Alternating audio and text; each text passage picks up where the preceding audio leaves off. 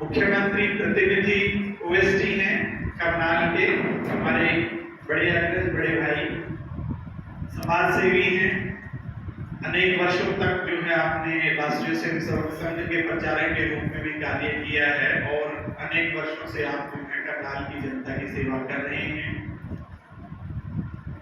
Advocate Ashok जी गुप्ता, आप senior lawyer हैं, advocate हैं करनाल के और हमारे जो विवेकानंद वरिष्ठ माध्यमिक विद्यालय है उसके आप माननीय प्रबंधक हैं।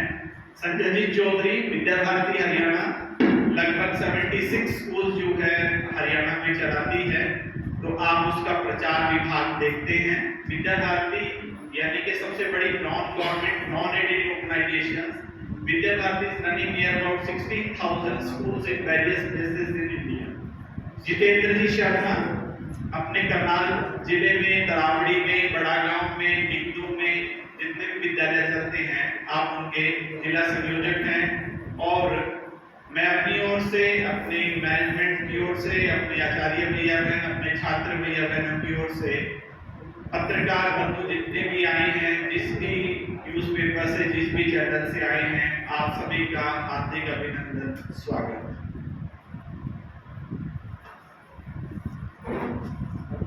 शिक्षकों और इस विद्यालय के प्रबंध समिति के सदस्यों को मेरा सादर नमस्कार। इस पत्रकार वार्ता में आए और जिस विषय को लेकर ये पत्रकार वार्ता है, शिक्षा महाकुंभ अगले महीने में 9, 10, 11 जून को होने जा रहा है। भारत सदियों से कुंभों की परंपरा को आगे बढ़ाने वाला देश रहा है। प्राचीन काल में हमारे देश के अंदर 12 कुंभों का प्रावधान था। कालांतर में कुंभ मात्र 4 रह गए और वो भी गंगा स्नान पूजा पद्धति तक सीमित कर दिए गए। लेकिन अगर कुंभों को गहराई से देखें तो आज जो वर्तमान में ट्रेड फेयर लगता है या बुक फेयर लगता है, वो सभी के सभी वेस्टर्न वर्ल्ड के द्वारा हमारे कुंभों से कुछ अंश को कॉपी करके, पैकेज करके फ्रेंचाइजी मॉडल में हम सबके समक्ष प्रस्तुत किए गए हैं। प्राचीन काल में उन कुंभों के माध्यम से इस देश में जो भी विकास होता था, चाहे वो साइंटिफिक डेवलपमेंट का विकास हो, चाहे इकोनॉमी हो, ट्रेड कॉमर्स हो, या सोसाइटल डेवलपमेंट हो, कल्चरल अपलिफ्टमेंट हो, चाहे टूरिज्म को बढ़ावा देना हो, हर एक समाज, संस्कृति और व्यवसाय से संबंधित जो चीजें होती थी उनको बढ़ाने के लिए एक कुंभ का प्रावधान था। पिछले दिनों में टूरिज्म को बढ़ाने के लिए कैसे जो हमारी सदियों की कुंभ परंपरा है उसको एक ब्रह्मास्त्र बना के कैसे लद्दाख के अंदर जो प्रो चाइनीज एजेंडा चलता था उसको नेस्तनाबूद करके उन लोगों को मेन स्ट्रीम में जोड़ा। उसका जीता जाता उदाहरण है सिंधु महाकुंभ। 2020 में सिंधु महाकुंभ विधिवत रूप से जो हमारी जंत्री होती है पंचांग, उसका पार्ट भी बना और 5वां महाकुंभ का उसको दर्जा मिला।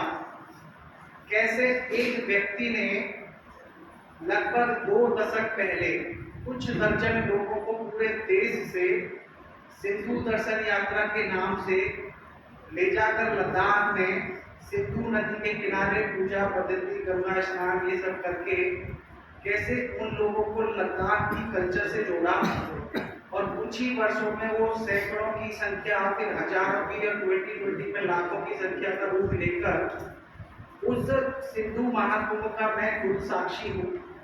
कैसे उस एक महाकुंभ में 7-8 दिन के अंदर लद्दाख के लगभग सभी परिवारों को 25-30 हजार से लेकर लाख, 1.25 लाख रुपए तक की आमदनी हो जाती है। क्यों हो जाती है? क्योंकि उन परिवारों के घरों में पूरे देश से जो यात्री सिंधु दर्शन यात्रा में जाते हैं वो रुकते हैं, क्योंकि लाखों की संख्या में होटल रूम्स पूरे लद्दाख में नहीं है।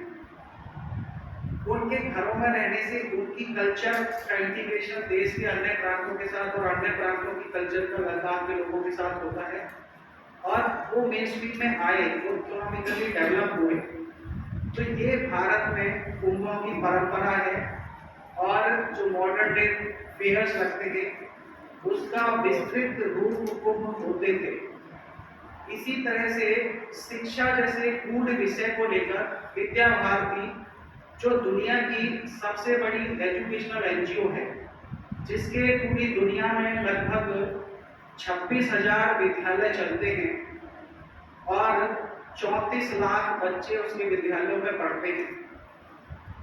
उसके तत्वाधान में ऐसा विचार किया गया कि शिक्षा जैसे विषय को भी कुंभ के माध्यम से पूरे 140 करोड़ लोगों की सहभागिता के साथ उसकी चर्चा विमर्श, उसका चिंतन मंथन, और जो शिक्षा है वो प्रोग्रेसिव बने, डायनेमिक बने, उसके लिए एक शिक्षा महाकुंभ की परिकल्पना की गई। शिक्षा में वो शक्ति है, आप देखेंगे कि पूरी दुनिया में सबसे ज्यादा जो नेचुरल रिसोर्सेज हैं वो अफ्रीकन कंट्रीज में पाए जाते हैं, लेकिन शिक्षा के अभाव में सारी समस्याएं पूरी दुनिया में अफ्रीकन कंट्रीज में हैं। चाहे बेरोजगारी हो, चाहे गरीबी हो, कंगाली हो, क्राइम हो, सब कुछ अफ्रीकन कंट्रीज में होता है, और उसका पूरा एक्सप्लॉयटेशन वेस्टर्न वर्ल्ड करता है, मात्र शिक्षा के अभाव में। इसीलिए जो शिक्षा है भारत के लिए बहुत महत्वपूर्ण हो जाती है।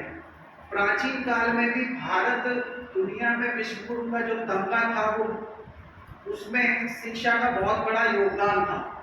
आज भी पूरी दुनिया में आप देखेंगे, पिछले दिनों में विद्या भारती में अमेरिका और यूरोपियन कंट्रीज में संस्कार केंद्र शुरू किए। उन संस्कार केंद्रों का इतना क्रेज है, उसमें सिर्फ एनआरआईज नहीं, उसमें वहाँ के जो मूल निवासी हैं उनके बच्चे पढ़ने आते हैं।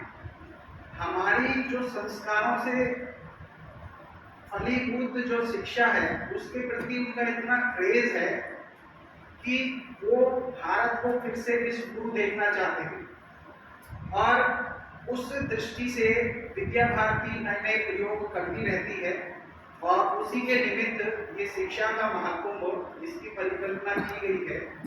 क्योंकि आज आप देखेंगे कि अमेरिका जैसा जो विकसित देश है, जिसको दुनिया में नंबर 1 देश बोलते हैं, वहाँ जाने में, वहाँ के विद्यालयों में जाने में मुझे डर लगता है। इस विद्यालय में आने में मुझे डर नहीं लगता है, क्योंकि वहाँ पे 5-6 क्लास का बच्चा कब अपने बैग से गन लेके शूटिंग शुरू कर दे, 30-40 का शूट आउट कर दे, तो वहाँ जाने में मुझे डर लगता है, लेकिन यहाँ नहीं लगता है।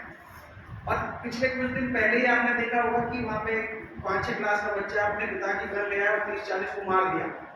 जब पूछा गया तो कहता मैं डिप्रेशन में हूँ, मैं स्ट्रेस में हूँ, एंजाइटी में हूँ। बताओ ऐसे विकसित देश का क्या फायदा और उसकी शिक्षा का क्या फायदा? इतनी मटीरियलिस्टिक शिक्षा की 5-6 साल, 5-6 क्लास का बच्चा डिप्रेशन में, एंजाइटी में है, और वो 30-40 लोगों का मर्डर करने के मजबूर हो गया। तो इन सारी चीजों को देखते हुए आज वर्तमान में फिर से भारत की शिक्षा की पूरी दुनिया को जरूरत है। उसके निमित्त कैसी शिक्षा हो, कैसे उसको हम क्यों गायब कर दिए थे? जिन मूर्खों ने हमारे कैलेंडर को कॉपी किया, पैकेज किया और 10 महीने पहले प्रेजेंट किए, फिर 12 महीने प्रेजेंट किए, उन मूर्खों को डेसिमल की समझ नहीं थी। उनकी कैलकुलेशन के बेसिस से आज होनी चाहिए थी 1 तारीख, लेकिन हो रही थी 12 तारीख। तो उन्होंने मन मस्तिष्क में आया कि ये क्या हमने ब्लंडर कर दिया, तो उन्होंने 11 दिन हटा दिए। आप गूगल करके देख लो, अभी आपको पता चल जाएगा। 1752 सितंबर का महीना 19 दिन, पहला सबसे बड़ा हिस्टोरिकल एरर उनके कैलेंडर में। हमारे कैलेंडर के जो महीने होते ना 12 है, पंचांग में जो 5 अंक होते ना, बहुत सारे लोगों को नहीं पता है। चैत्र वैशाख जेठ आषाढ़ सावन भादो कुआर कार्तिक अग्नि पूष माघ फागुन फिर से चैत्र वैशाख, ऐसे 12 महीने इतने साइंटिफिक है।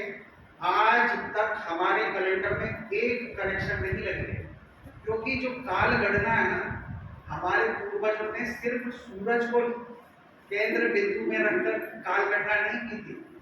सूरज के साथ साथ मून का क्या इम्पैक्ट पड़ता है, मून के साथ साथ जो दूसरे प्लैनेट्स हैं उनका काल गणना में क्या इम्पैक्ट पड़ता है, जुपिटर है जो दूसरे अन्य हमारे नवग्रह का कंसेप्ट है। एक और आपको अच्छी बात बताता हूँ कि उन मूर्खों ने चलो 11 दिन काट दिए, उसके बाद उन्होंने सोचा कि हम उनका कैलेंडर बहुत बढ़िया हो गया, लेकिन फिर वो एक दिन आगे शिफ्ट होने लग गया, तो फिर वो ना लीप ईयर का कंसेप्ट लेके आए। 4 वर्ष बाद एक लीप ईयर होता है जिसमें 28 की जगह 29 दिन फरवरी में होते, 366 दिन साल में होते। फिर उन्होंने सोचा कि चलो बहुत बढ़िया है और हमारा कैलेंडर अच्छा हो गया। फिर क्या हुआ कि एक दिन फिर से 100-125 सालों में शिफ्ट होने लग गया। फिर वो मूर्ख एक और करेक्शन लेके आए कि जो साल 4 से डिवाइड हो जाएंगे, 100 से डिवाइड हो जाएंगे, लेकिन 400 से डिवाइड नहीं होंगे, वो लीप ईयर नहीं होंगे। आप देखना 1300, 1500, 1700 ऐसे वर्ष हैं जो 4 से डिवाइड होते हैं, 100 से डिवाइड होते हैं, लेकिन 400 से नहीं होते, वो लीप ईयर नहीं होते। ये तीसरा करेक्शन वो लेके आए। तो ऐसा तो उन मूर्खों का कैलेंडर है, इतनी ऐसी हमारी संस्कृति थी।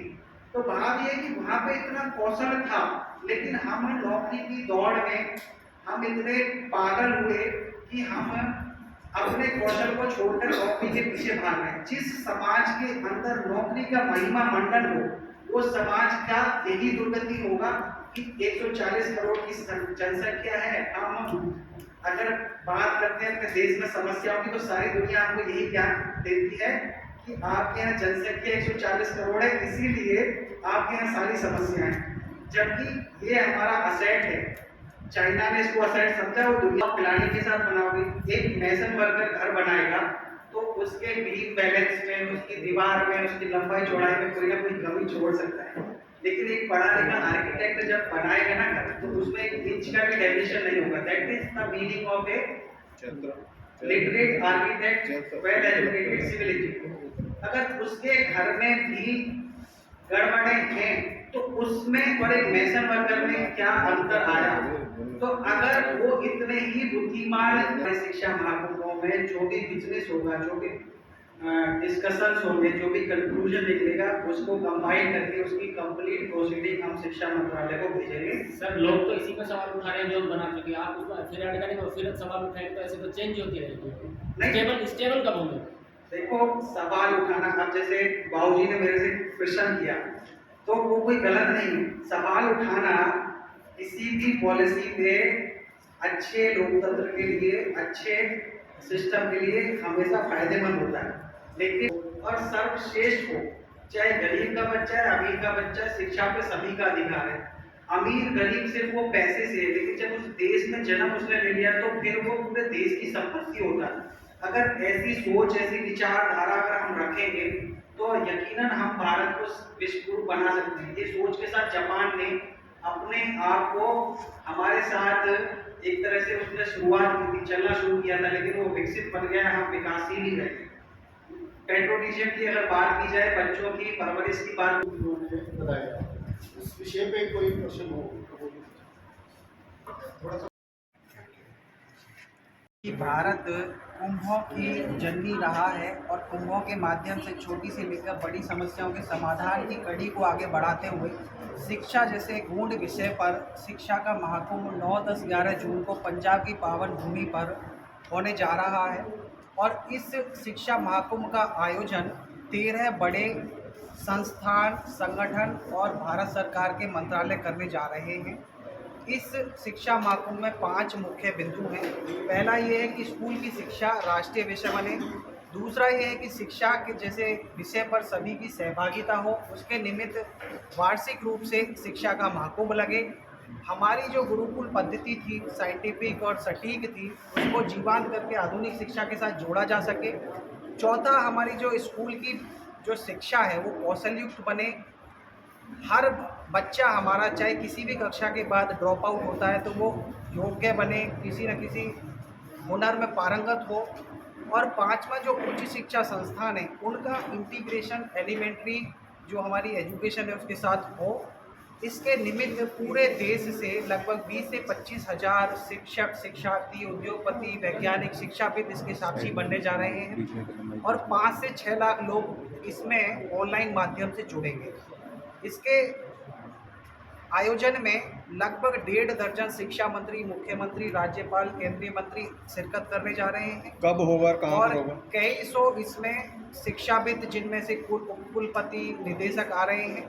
ये जो महाकुंभ है 9, 10, 11 जून को NIT Jalandhar, Punjab technical university Jalandhar और DAV यूनिवर्सिटी जालंधर के प्रांगण में समानांतर रूप से होगा। वो उसको अगर अपनाएंगे तो वो शिक्षा की नीति, जो शिक्षा नीति, नई शिक्षा नीति है वो अगर हमारी अपनाई जाएगी। पहले जो हमारी शिक्षा नीति होती थी देश आज़ाद होने से पहले, पुरातन काल में हमारी जो शिक्षा थी उसके अंश, उसके माध्यम से 5 तरीके उन्होंने बताए हैं। वो इस शिक्षा के महाकुंभ के अंदर लाखों लोग चैनल के माध्यम से इंटरनेट के माध्यम से उसमें जुड़ने वाले हैं और लगभग 20 से 25 हज़ार लोग वहाँ रहने वाले हैं। 37 स्तर इन्होंने बताया कि सत्र वहाँ लगेंगे जो लोगों को उसके बारे में जानकारी देंगे। तो आजकल के बच्चे होते हैं उनको हमेशा जो माननीय प्रधानमंत्री जी ने 2020 में नई शिक्षा नीति बनी है उसके अंदर हमारे कौशल युक्त स्किल डेवलपमेंट भी हो शिक्षा के साथ, और जो बड़ी संस्थाएं, बड़े रिसर्च सेंटर हैं वो छोटे स्कूलों के साथ जोड़कर तो उनको शिक्षा दी जाए। आने वाला समय आप देखेंगे कि लोग खाली प्रैक्टिकल ज़्यादा होंगे और थ्योरेटिकल कम होंगे। ये आपको आने वाला समय इस शिक्षा नीति के माध्यम से जानकारी मिलेगी आपको। बहुत अच्छी डेलीगेशन